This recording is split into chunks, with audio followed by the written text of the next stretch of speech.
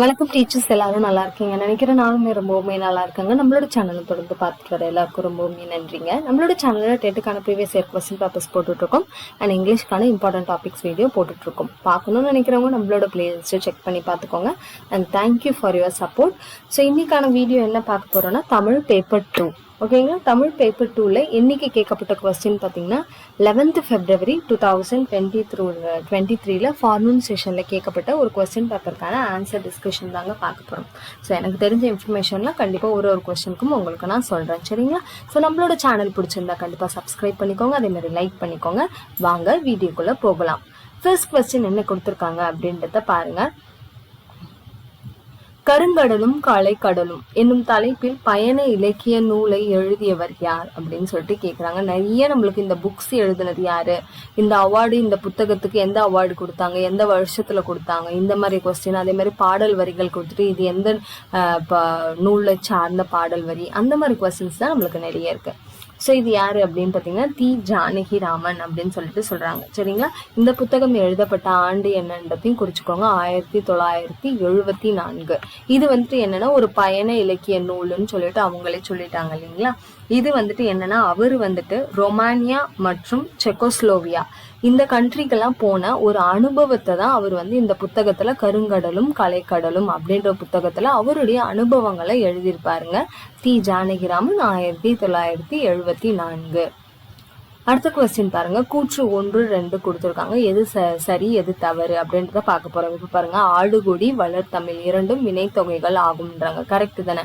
வினைத்தொகைனா முக்காலத்தையும் உணர்த்தும் அப்படின்னு சொல்லிட்டு சொல்லுவாங்க. இந்த 2 வார்த்தையும் நீங்க முக்காலத்திற்கு ஏற்ற மாதிரி மாற்ற முடியும். அடுத்து பாருங்க, வினைத்தொகையை காலம் கறந்த பெயரச்சம் என்பர். இதுவும் சரியானது. சரி, இந்த லைன் வந்துட்டு யார் வந்து இதை சொல்லியிருக்காங்க அப்படின்னு பாத்தீங்கன்னா நம்மளுடைய தொல்காப்பியம் நூல்ல இந்த வரி வந்திருக்குங்க, சரிங்களா? வினைத்தொகையை காலம் கறந்த பெயரச்சம் அப்படின்னு சொல்லுவாங்க. அதாவது என்னன்னா முக்காலத்தையும் உணர்த்துற ஒரு இது சொல்லுதான் வினைத்தொகை அப்படின்றத இந்த வரிகள்ல சொல்லியிருப்பாரு தொல்காப்பியர், சரிங்களா? அதையும் ஞாபகம் வச்சுக்கோங்க. அப்ப இரண்டுமே சரி இல்லையா? கூற்று 1 சரி, கூற்று 2 சரி. அடுத்த கொஸ்டின் பாருங்க. உவர்மண் நிலத்தில் தோண்டப்படும் நீர்நிலையின் பெயர் என்னன்னு கேக்குறாங்க. இது வந்து ஒரு ரிப்பீட்டட் கொஸ்டின்ங்க. அதாவது இப்ப நீங்க தமிழ் பேப்பர் 2க்கு ப்ரிப்பேர் பண்ணாலும் சரி, பேப்பர் 1க்கு ப்ரிப்பேர் பண்ணாலும் சரி, கண்டிப்பா நீங்க வந்துட்டு 2 கொஸ்டின் பேப்பரையும் அனலைஸ் பண்ணுங்க, paper 1 as well as paper 2. ஏன்னா ரெண்டுத்துலயுமே பேப்பர் 1ல கேட்டிருக்கிறது பேப்பர் 2ல கேட்டிருக்காங்க, பேப்பர் 2ல கேட்டிருக்கிறது பேப்பர் 1ல கேட்டிருக்காங்க. ஸோ ரிவிஷனுக்கு உங்களுக்கு யூஸ்ஃபுல்லா இருக்கும். ஸோ நீர்நிலைக்கு பேர் என்னன்னு சொல்றாங்கன்னா கூவல்னு சொல்றாங்க, சரிங்களா? அந்த நீர்நிலைக்கு பேர் என்னன்னு சொல்றாங்க? கூவல் அப்படின்னு சொல்லிட்டு சொல்றாங்க. இது 9th ஸ்டாண்டர்ட் தமிழ் புக்ல இருக்கிற ஒரு கொஸ்டின், சரிங்களா? அடுத்து பாருங்க, உயிர் தொடர் குற்றியலுகரத்தை குறிக்கும் சொற்கள் சொல்லை கண்டறிக. இது ரிப்பீட்டட் கொஸ்டின்ங்க. அதாவது இந்த மாதிரி உயிர் தொடர் குற்றியலுகரம் எது, இல்ல மென்தொடர் குற்றியலுகரம் எது அப்படின்ற மாதிரி நம்மளுக்கு நிறைய கொஸ்டின்ஸ் கேட்கறாங்க. இதுல எதுன்னு சொல்றாங்கன்னா முரடு பிளஸ் காலை, முரட்டு காலை, இதை நம்ம வந்துட்டு உயிர் தொடர் குற்றியலுகரம் சொல்லுவாங்க. அதுக்கான டெஃபினிஷன்ஸ் எல்லாம் பார்த்து வச்சுக்கோங்க. அது வந்து அப்படி கேட்கறதுக்கான வாய்ப்புகளும் இருக்கு. இதுவும் ஒரு வந்துட்டு ரிப்பீட்டட் கொஸ்டின். அதாவது இந்த லெசன்ல இருந்து இது 6th ஸ்டாண்டர்ட்ல வரக்கூடிய டேர்ம் 1ல வரக்கூடிய ஒரு டாபிக். டாக்டர் சலீம் அலி பத்தின ஒரு லெசனுங்க. இந்த சிட்டுக்குருவியின் வீழ்ச்சி நிறைய கேட்டிருக்காங்க. அதாவது சிட்டுக்குருவியின் ஆயுள் காலம் எவ்வளவு அப்படின்ற ஒரு கொஸ்டின் கேட்டிருக்காங்க. சலீம் அலியுடைய வாழ்க்கை வரலாறு புத்தகத்துடைய பெயர் என்னன்னு கேட்டிருக்காங்க. இல்ல இந்த வளர்ச்சி சிட்டுக்குருவியை பற்றி எழுதிய தலைவர், அதாவது நூல்ல எழுதினவர் யாருன்னு கேட்டிருக்காங்க. இந்த மாதிரி நிறைய கொஸ்டின் கேட்டிருக்காங்க. இதுல மாத்தி மாத்தி அவரை பத்தி தான் கேட்டிருக்காங்க. இன்னும் தன் வரலாற்று நூலின் ஆசிரியர் யாருன்னா சலீம் அலி, சரிங்களா? அவர் தான் வந்து அவருடைய வாழ்க்கை வரலாறுக்கு சிட்டுக்குருவியின் வீழ்ச்சி அப்படின்னு பேர் வச்சிருந்தாரு. அடுத்த கொஸ்டின் பார்க்கலாம். பொருந்தாதவற்றை தேர்ந்தெடுக்கும். காணடை என்பது என்ன அப்படின்னு சொல்லிட்டு கேக்குறாங்க. இந்த 4ல 3 வந்து காணடைக்கு மீனிங், 1 மட்டும் கிடையாதுன்றாங்க. எது அப்படின்னு பாத்தீங்கன்னா கண்டு அடைதல், இது மட்டும் வராது. இப்ப இதெல்லாம் எப்படி வரும் அப்படின்னு பாத்தீங்கன்னா காணடைய கான் கூட்டல் அடை அப்படின்னு பிரிச்சிங்கன்னா காட்டை சேர்தல் அப்படின்ற பொருள்ல வரும். அடுத்து பாத்தீங்கன்னா கான் கூட்டல் நடைன்னு பிரிச்சிங்கன்னா காலால் நடத்தல் அப்படின்ற பொருள் வரும். அடுத்து பாருங்க, அடுத்தது இது என்னன்னா கால் கூட்டல் நடை சொல்லிட்டேன்னா கான் கூட்டல் நடை தான், ஓகேங்களா? இது வந்து கான் கூட்டல் நடைன்னு வரும். பாருங்க, ஒரு வார்த்தையை எப்படியெல்லாம் பிரிச்சு பொருள் மாறுபடும். இது கான் கூட்டல் நடை, இது கால் கூட்டல் நடை அப்படின்னு பிரியும். கால் கூட்டல் நடை இப்படி. அப்ப இதுல எது வராதுன்னா கண்டு அடைதல், அது மட்டும் வராதுன்னு சொல்றாங்க. அடுத்த கொஸ்டின் பாருங்க, இது ரொம்பவுமே இம்பார்ட்டன்ட்ங்க. விருத்தப்பாவால் இயற்றப்பட்ட முதல் காப்பியம் எது அப்படின்னு சொல்லிட்டு கேக்குறாங்க. விருத்தப்பாவால் இயற்றப்பட்ட முதல் காப்பியம், இது 50 காப்பியங்களுள் ஒன்று. எதுனா சீவக சிந்தாமணி. சீவக சிந்தாமணி எழுதுனது யாரு? திருத்தக்க தேவர். அது மட்டும் இல்லாம சீவக சிந்தாமணிக்கு வழங்கும் வேறு பெயர்கள் என்னென்னா மனநூல், முக்தி நூல். மனநூல், முக்தி நூல் அப்படின்னு சொல்லிட்டு சொல்லலாம். இதுல கிட்டத்தட்ட எப்படி இருக்குன்னு பாருங்க, 13 இலம்பங்கங்கள் இருக்கு. அது மட்டும் இல்லாம எத்தனை விருத்த பாடல்கள் இருக்குன்னா 3145. ஓகேங்களா, 3145 விருத்த பாடல்கள் இருக்கின்றன. சரியான தொடரை கண்டறிக. அதாவது இது வந்து பொருளை வச்சு நீங்க வந்து இப்ப இங்கிலீஷ்ல ஜம்பிள்டு சென்டென்ஸ் சொல்லுவாங்களே, அந்த மாதிரி பொருளை வச்சு இது சரியானதை எடுக்கும்போது என்ன வரும்னா, பொங்கல் பொங்கி வருவது போல் வாழ்வில் மகிழ்ச்சி பொங்கி பெருகட்டும். அதுதான் சரிங்களா. அடுத்து பாருங்க, கல்லும் உலோகமும் செங்கல்லும் மரமும் என தொடங்கி சிற்ப தொழிலின் 10 உருபகள் குறித்து கூறும் நூல் எது அப்படின்னு சொல்லிட்டு கேக்குறாங்க. இத கூறும் நூல் எது அப்படின்னா திவாகர நிகண்டு. சரிங்களா, கூறும் நூல் என்னது? திவாகர நிகண்டு. இது வந்துட்டு நிகண்டு அப்படின்னா என்னன்றதுக்கான பொருள் கூட கேட்பாங்க. நிகண்டுனா என்னன்னா தமிழ்ல அகராதி அப்படின்னு சொல்லிட்டு சொல்லுவாங்க. சோ தமிழ்ல இருக்க அகராதிகள்ல முதல் அகராதி அப்படின்றதுல திவாகர நிகண்டு அப்படின்றத சொல்லுவாங்க. இது எழுதினவர் திவாகரர். சரிங்களா, இது 9ஆம் வகுப்பு பாட புத்தகத்துல இருக்கிற ஒரு கொஸ்டின்ங்க. சரிங்களா, சோ மொத்தம் எத்தனை சொல்றாருன்றதையும் பாத்துக்கோங்க. 10 உறுப்புகள்: கல், உலோகம், செங்கல், மரம், மண், சுதை, தந்தம், வண்ணம், சருக்கரை, மெழுகு. இதெல்லாம் தான் ஒரு சிற்ப தொழிலின் 10 உறுப்புகள் அப்படின்னு சொன்னவர் யாருன்னா திவாகரர். எதுலன்னா திவாகர நிகண்டு. நிகண்டுனா அகராதி. இது 9ஆம் வகுப்புல இருக்கிற ஒரு கொஸ்டின். சரிங்களா, அடுத்த கொஸ்டின் பார்க்கலாம். வாய்க்கால் மீன்கள் 1995ஆம் ஆண்டில் பெற்ற பரிசு யாது அப்படின்னு கேக்குறாங்க. இது வந்து ஒரு சிறுகை. இருங்க ஒரு நிமிஷம் நான் வந்துடுறேன். இது என்னன்னு சொல்றாங்க அப்படின்றது, இது வந்து ஒரு கவிதை தொகுப்பு. சரிங்களா, வாய்க்கால் மீன்கள்ன்றது ஒரு கவிதை தொகுப்பு. எழுதுனது யாருன்னா நம்மளுக்கு வந்து ஒரு IAS ஆஃபீஸர், நம்மளுக்கு தெரியல, வே. இறையன்பு அப்படின்றது அவருடைய பேரு. நிறைய பேர் கேள்விப்பட்டிருப்பீங்க, நிறைய பேர் அவரோட ஃபேனா இருப்பீங்க. அவரு எழுதின ஒரு கவிதை தொகுப்பு தான் என்னன்னா வாய்க்கால் மீன்கள் அப்படின்னு சொல்லிட்டு சொல்றாங்க. ஓகேங்களா, வே. இறையன்பு. இருங்க பேர் எழுதி முடிச்சிடுறேன். எப்போது அவார்டு வாங்கினது? 1995. என்ன அவார்டுன்னு பார்த்தீங்கன்னா தமிழ் வளர்ச்சி துறையின் சிறந்த நூல் பரிசு. சரிங்களா, இதெல்லாம் ஞாபகம் வச்சுக்கோங்க. அதே மாதிரி பாருங்க, அமைச்சர்களை காவிதி மாக்கள் என்றவர் யார் அப்படின்னு சொல்லிட்டு கேட்கிறாங்க. அமைச்சர்கள் என்னன்னு சொல்றாரு? காவிதி மாக்கள்னு சொன்னவர் யாருன்னா மாங்குடி மருதனார். சரிங்களா, யார் சொல்லியிருக்கிறது? மாங்குடி மருதனார். மாங்குடி மருதனார் எழுதின நூல் எது? மதுரை காஞ்சி. அந்த மதுரை காஞ்சியில தான் அமைச்சர்களை அவர் காவிதி மாக்கள் அப்படின்னு சொல்லிட்டு குறிப்பிட்டிருக்கிறதா சொல்றாங்க. நல்ல ஞாபகம் வச்சுக்கோங்க. அடுத்த கொஸ்டின் பார்க்கலாம். சங்க காலத்தில் தகடூர் என்று அழைக்கப்பட்ட ஊர் இன்று டேஷ் என்று அழைக்கப்படுது அப்படின்னு பாத்தீங்கன்னா தர்மபுரி.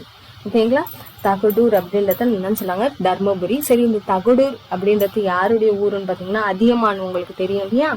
அதியமான் மரபின் ஆண்ட அதிகன் நாட்டின் தலைநகரம் தான் இந்த தகடூர் அப்படின்னு சொல்லிட்டு சொல்றாங்க. சரிங்களா, அடுத்த கொஸ்டின் பார்க்கலாம். புதிய அழகுகள் சேர்பவர்களே ஒரு மானுடத்தின் வேண்டுகோள் என வேண்டுபவர் யார் அப்படின்னு சொல்லிட்டு கேட்கிறாங்க. புதிய அழகுகள் சேர்ப்பவர்களே ஒரு மானுடத்தின் வேண்டுகோள் என வேண்டுபவர் யார் அப்படின்னா தேனரசன் சொல்றாங்க. யாரு? தேனரசன். இது என்ன அப்படின்னு பாத்தீங்கன்னா 7th ஸ்டாண்டர்ட் டேர்ம் 2ல இருக்கிற ஒரு டாபிக்ங்க. அந்த டாபிக் பேர் என்னன்னா ஒரு வேண்டுகோள். தேனரசன் எழுதுன ஒரு wait a minute. Okay, Thenarasan எழுதுன ஒரு டாபிக் தான் இந்த ஒரு வேண்டுகோள். இது வந்து ஒரு கவிதை. சரிங்களா, இதுல வந்து அவர் என்ன சொல்றாரு இந்த லைன்லன்னா, கலை ஆர்வர்களிடம் சிற்பிகளிடமும் மண்ணின் அழகை மேம்படுத்தும் வகையில் புதிய அழகியலை சேர்க்க வேண்டும் என்று தங்கள் கலை படைப்புகள் மானுடத்தை பேச வேண்டும் என்றும் தேனரசன் அவருடைய கவிதைகள்ல சொல்லியிருக்காருங்க. நல்லா நம்ம இது 7th ஸ்டாண்டர்ட் டேர்ம் 2ல இருக்க ஒரு கவிதை. தேனரசன் எழுதியிருக்காரு ஒரு வேண்டுகோள். அதுல இருந்து கேட்கப்பட்ட கொஸ்டின். அடுத்து பார்க்கலாம். 2 அடைமொழிகளை கொண்ட 10 பாட்டு நூல் எது? ரொம்பவுமே இம்பார்ட்டன்ட் கொஸ்டின்ங்க. ஒரு நூலுக்கு 2 அடைமொழி இருக்கு. அந்த நூல் என்னன்னு சொல்றாங்க அப்படின்னு பாத்தீங்கன்னா நம்மளுக்கு வந்துட்டு ஒரு நிமிஷம் இருங்க. அந்த நூல் என்னன்னு சொல்றாங்கன்னா நெடுநல் வாடை அப்படின்னு சொல்லிட்டு சொல்றாங்க. சரிங்களா, எந்த நூலு? நெடுநல் வாடை. அடுத்த கொஸ்டின் பார்க்கலாம். உப்பு கடலை குடிக்கும் பூனை என்னும் நூலை எழுதியவர் யார்? நல்லா பாத்துக்கோங்க. உப்பு கடலை குடிக்கும் பூனை. எப்படியாவது உப்பு தண்ணியை பூனை குடிக்குமானா குடிக்காது. அப்ப ஏதோ ஒரு விஷயத்துக்காக தானே அந்த பெயர் அவர் வச்சிருப்பாரு இல்லைங்களா. அப்ப உப்பு கடலை குடிக்கும் பூனை என்ற நூலை எழுதியவர் யாருன்னா இவர் தான், கன்னிவாடி ஸ்ரீரங்கராயன் சிவகுமார். ஷார்ட்டா காசி சிவகுமார் அப்படின்னு சொல்லிட்டு சொல்லுவாங்க. சரிங்களா, காசி சிவகுமார் சொல்லிட்டு சொல்லுவாங்க. இதுல என்ன சொல்ல வராங்க அப்படின்னு பாத்தீங்கன்னா, இது வந்து ஒரு சிறுகதை தொகுப்பு. உப்பு கடலை குடிக்கும் பூனைன்றது சிறுகதை தொகுப்பு அப்படின்னு சொல்றாங்க. அதுல வந்துட்டு இவர் வந்து இந்த சிறுகதையை ரொம்பவுமே நகைச்சுவை மிகுந்த ஒரு சிறுகதையா எழுதியிருப்பாருன்றது ரொம்பவுமே இம்பார்ட்டன்டான ஒரு விஷயம். அது மட்டும் இல்லாம இது எப்பொழுது எழுதப்பட்டது அப்படின்னு கேட்கலாம். 2010. சரிங்களா, 2010. அடுத்த கொஸ்டின் பாருங்க, கண்ணழுத்த படுத்த எண்ணுள்ள பல்புழுதி இத்தொடர் பயின்று வரும் நூல் எது அப்படின்னு கேக்குறாங்க. ஓகேங்களா, இந்த தொடர் பயின்று வரும் நூல் எது அப்படின்னு கேக்குறாங்க. எந்த நூலுன்னு பாத்தீங்கன்னா சிலப்பதிகாரம். சிலப்பதிகாரத்துல இந்திர விழாவூர் எடுத்த காதையில 111 112 பாடல் வரிகள்ல இதுவும் ஒரு வரி அப்படின்னு சொல்லிட்டு சொல்றாங்க. இந்த வரியில என்ன சொல்ல வராங்கன்னா, புதியோர் கொண்டு வரும் பண்ட பொதிகளில் அவர்கள் பெயரை குறிக்கும் வகையில் அடையாள எழுத்து பொறிக்கப்பட்டிருக்கும் அப்படின்றத இளங்கோவடிகள் குறிப்பிட்டதா சொல்றாங்க. அடுத்து பாருங்க, நெருந்தொகை. நெருந்தொகை என அழைக்கப்படும் நூல் எது அப்படின்னு பாத்தீங்கன்னா வெற்றி வேர்க்கை. வெற்றி வேர்க்கை அதுதான் என்னன்னு சொல்லுவாங்கன்னா நெருந்தொகை அப்படின்னு சொல்லிட்டு சொல்லுவாங்க. இதை எழுதுனது யாரு பாத்தீங்கன்னா அதிவீரராம பாண்டியர். அவர் தான் எழுதியிருப்பாரு. இதுக்கு ஏன் வெற்றி வேர்க்கை அப்படின்ற பெயர் வந்ததுன்னா, இந்த நூலுடைய முதல் பாடலுடைய முதல் வரி வந்து வெற்றி வேர்க்கை தான். அதனாலயும் இந்த நூலுக்கு இந்த பெயர் வந்திருக்கலாம் அப்படின்னு சொல்றாங்க. தூங்கி விழுந்தால் பூமி உனக்கு படுக்கையாகிறது, விழித்து நடந்தால் அதுவே உனக்கு பாதையாகிறது. இக்கவிதைக்கு சொந்தக்காரர் யார் அப்படின்னு சொல்லிட்டு கேக்குறாங்க. இது வந்துட்டு நம்மளுக்கு 8th ஸ்டாண்டர்ட் டேர்ம் 3ல இருக்கிற ஒரு கவிதை. சரிங்களா, டேர்ம் 3ல இருக்க ஒரு கவிதை. இதை யார் சொல்லியிருக்கிறதுன்னு பாத்தீங்கன்னா மு மேத்தா அவர்கள் குறிப்பிட்டிருக்காரு. சரிங்களா, மு மேத்தா. அது எந்த கவிதையிலன்னா இளைய தோழனுக்கு, அவர் வந்து ஒரு இளைய தோழனுக்காக ஒரு விஷயங்கள்லாம் பேசுறாரு. அந்த ஒரு கவிதையில இந்த வரிகளை அவர் குறிப்பிட்டிருக்காரு. இது 8th ஸ்டாண்டர்ட் டேர்ம் 3ல இருக்கிற ஒரு கொஸ்டின். அடுத்து பாருங்க, இனிமையும் நீர்மையும் தமிழனல் ஆகும் என்று குறிப்பிடும் நூல் எது அப்படின்னா பிங்கள நிகண்டு. நிகண்டுனாலே நான் இதுக்குமே சொல்லிருக்கேன், அது வந்து அகராதின்னு. சரி, அது வந்து எந்த ஸ்டாண்டர்ட்ல வந்து இருக்குன்னா 9th ஸ்டாண்டர்ட் டேர்ம் 1ல இருக்கிற ஒரு கொஸ்டின் அப்படின்னு சொல்லிட்டு சொல்றாங்க. இதுல இனிமைனா தமிழ் வந்து இனிமை போன்றது, அதே மாதிரி நீர்மை அப்படின்னா அதோடைய இயல்பு வந்துட்டு ரொம்பவுமே தன்மையானது அப்படின்றத பிங்கள நிகண்டுல குறிப்பிட்டிருக்கிறதா சொல்றாங்க. 9th ஸ்டாண்டர்ட்ல டேர்ம் 1ல வர்றது. அடுத்து, கல்வி என்பது வருவாய் தேடும் வழிமுறை அன்று, அது மெய்மையை தேடவும் அறநெறியை பயிலவும் மனித ஆன்மாவுக்கு பயிற்சி அளிக்கும் ஒரு நெறிமுறை ஆகும். இக்கூற்றை கூறியவர் யாருன்னா விஜயலட்சுமி பண்டிட். சரிங்களா, விஜயலட்சுமி பண்டிட். அடுத்த கொஸ்டின் பாருங்க, வறண்ட வாழ்வு துளிர்க்க மழை போல் வந்தாய் நீ மேற்கண்ட பாடலில் இடம்பெற்றுள்ள ஓமையின் வகை. இது ஏற்கனவே ரிப்பீட்டட் கொஸ்டின் தான், பேப்பர் 1ல கேட்கப்பட்ட ஒரு கொஸ்டின். இதுல என்ன ஓமை வந்திருக்குன்னா பயன் ஓமை. ஏன்னா எப்படி வந்துட்டு ஒரு வறண்ட பூமிக்கு வந்து மழை ரொம்பவுமே முக்கியமோ அந்த மாதிரி என்னோட வாழ்க்கையில துன்பம் கலந்து என்னோட வாழ்க்கையில நீ வந்து மழை போல வந்தாய் அப்படின்னு சொல்லிட்டு சொல்றதுனால இதை நம்ம வந்து பயன் ஓமை அப்படின்னு சொல்லிட்டு சொல்லலாங்க. அடுத்து பாருங்க, தவறான இணையை கண்டுபிடிக்கவும்னு கேக்குறாங்க. இப்ப கீழே கொடுக்கறத நான் ஆல்ரெடி சொல்லியிருக்கேன். இந்த குற்றியலுகரம் நல்லா பார்த்து வச்சுக்கோங்க, நிறைய கொஸ்டின் அதுல இருந்து வருது. இப்ப கீழே கொடுக்கறதுல எது வந்து தவறானதுன்னு கேக்குறாங்க. எதுனா பசு. ஏன்னா பசு அப்படின்றத நம்ம என்னன்னு சொல்லுவோம்னா உயிர் தொடர் குற்றியலுகரம்னு சொல்லுவோம். ஆனா இங்க வன்றொடர் குற்றியலுகரம்னு கொடுத்துருக்காங்க. அதனால இது தவறான ஒன்று அப்படின்றத தெரிஞ்சு வச்சுக்கோங்க. இப்ப சாகும் போதும் தமிழ் படித்து சாக வேண்டும் என்றும் சாம்பலும் தமிழ் மணந்து வேக வேண்டும் என்று கூறியவர் யார்? இது ரொம்பவுமே இம்பார்ட்டன்ட் கொஸ்டின். 10th ஸ்டாண்டர்ட்ல தமிழ்ல இருக்கு. சரிங்களா, 10th ஸ்டாண்டர்ட்ல இருக்கு.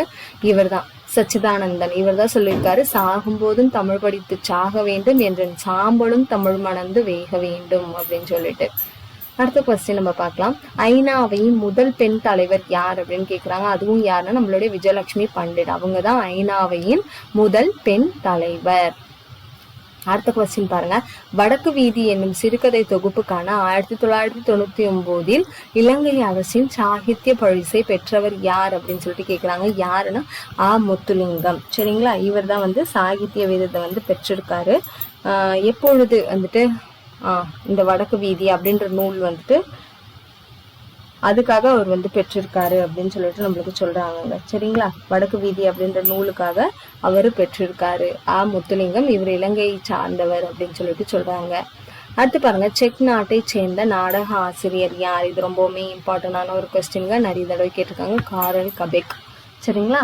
காரல் கபெக் அவர் தான் செக் நாட்டை சார்ந்த நாட்டை சார்ந்தவர். இது 6th ஸ்டாண்டர்ட் டேர்ம் 1ல இருக்கிற ஒரு இம்பார்ட்டன்டான டாபிக்குங்க. ஏன் இவர் ரொம்ப இம்பார்ட்டன்ட்னா, இவர் தான் ரோபோ அப்படின்ற வார்த்தையை முதலில் பயன்படுத்தியவர். ரோபோ அப்படின்ற வார்த்தையை முதலில் பயன்படுத்தியவர் காரல் கபெக்.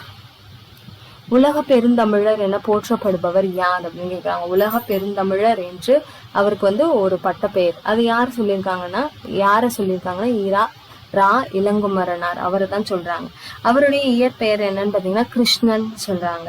இவர் பிறந்த ஆண்டு 1927. மேலும் அவரை பத்தின சில இன்ஃபர்மேஷன் என்னன்னா, சொற்பிறப்பியல் அகர முதலிய திட்ட பணியில் ஈடுபட்டு சொல் ஆராய்ச்சியில் ஆழமான பணிகளை செய்தவர் நம்முடைய ரா இளங்குமரனார்னு சொல்றாங்க. அது மட்டும் இல்லாம இவருக்கு இந்த ஒரு உலக பெருந்தமிழர் அப்படின்ற ஒரு பட்டத்தையோ இல்ல பெயரையோ வழங்கியவர் யார் அப்படின்னு கேட்டாங்கன்னா பழநெடுமாறன். சரிங்களா? அடுத்த கொஸ்டின் பாருங்க, வாழையும் கமுகுனா பாக்கு, தாழ்குலை தெங்கும் மாவும் பலாவும் சூழ் அடுத்தோங்கி தென்னவன் சிறுமலை திகழ்ந்து தோன்றும். இப்பாடலடிகள் இடம்பெற்றுள்ள நூல் எதுனா சிலப்பதிகாரம். இந்த வரியில வந்து தென்னவனுடைய சிறுமலை வந்து எவ்வளவு செழிப்பாக இருக்கிறது அப்படின்றத வந்துட்டு இளங்கோவடிகள் குறிப்பிடுறத நம்மளுக்கு சொல்லியிருக்காங்க. அது மட்டும் இல்லாம இந்த பாடல் வரிகள் சிலப்பதிகாரத்துல மதுரை காண்டத்துல வரதா சொல்றாங்க. அதாவது மதுரை காண்டத்தில் காடுகான் காதை. சரிங்களா? அதையும் தெரிஞ்சு வச்சுக்கோங்க. அடுத்த கொஸ்டின், மாமல்லபுரத்தில் இடம்பெறாத இடங்களை தேர்க. ஒரு 4 இடம் கொடுத்துட்டு இது மாமல்லபுரத்துல எதுல இல்லைன்னு கேக்குறாங்க. முதல் மாமல்லபுரம் அந்த கோவிலை கட்டியவர் யார் அப்படின்னா பல்லவர் மன்னரால் கட்டப்பட்டதுதான் இந்த மாமல்லபுர கோவில்கள் சொல்றாங்க. அந்த கோவில்கள்ல என்னென்ன இருக்கு அப்படின்னா குகை கோவில் இருக்கு, ஒற்றைக்கல் கோவில் இருக்கு, குடைவரை கோவில் எல்லாமே இருக்கு. அப்ப எது இல்லை அப்படின்னு பாத்தீங்கன்னா இந்த தட்சிணமேரு அப்படின்றது இல்லை. அப்ப இந்த தட்சிணமேருனா என்ன அப்படின்றத பாத்தீங்கன்னா நம்மளுடைய தஞ்சாவூர் பிரகதீஸ்வரர் கோவில தான் நம்ம என்னன்னு சொல்றோம்னா தட்சிணமேரு அப்படின்னு சொல்லிட்டு சொல்றோம். அடுத்து பாருங்க, உண்டாலம்மை இவ்வுலகம் இந்திரர் அமிழ்தம் இயவைதாயினும் இனிது என தமையர் உண்டலும் இலரே என்னும் புறநானூற்று பாடலின் ஆசிரியர் யார் அப்படின்னு சொல்லிட்டு சொல்றாங்க. இது புறநானூற்று என்னன்னா 182வது பாடலின் தலைப்பு அப்படின்ற மாதிரி சொல்றாங்க. அதாவது இதுல என்னன்னா, இந்திரனுடைய அமிர்தமே கிடைத்தாலும் தனக்கென வாழாமல் பிறருக்காக உழைப்பவர்களால் தான் இவ்வுலகம் இன்னும் நிலை பெற்று இருக்கிறது அப்படின்றத புறநானூற்று பாடல் வழியா சொல்றாங்க. இதுல என்ன யாரை பத்தி சொல்றாங்கன்னா கடலுள் மாய்ந்த இளம் பெருவழுதிய பத்தி சொல்றதா சொல்லிருக்காங்க. ஸோ டீச்சர்ஸ், இந்த வீடியோ உங்களுக்கு யூஸ்ஃபுல்லா இருக்கும் நான் நம்புறேன். நம்மளோட சேனல் பிடிச்சிருந்தா சப்ஸ்கிரைப் பண்ணிக்கோங்க. தேங்க்யூ ஃபார் வாட்சிங்.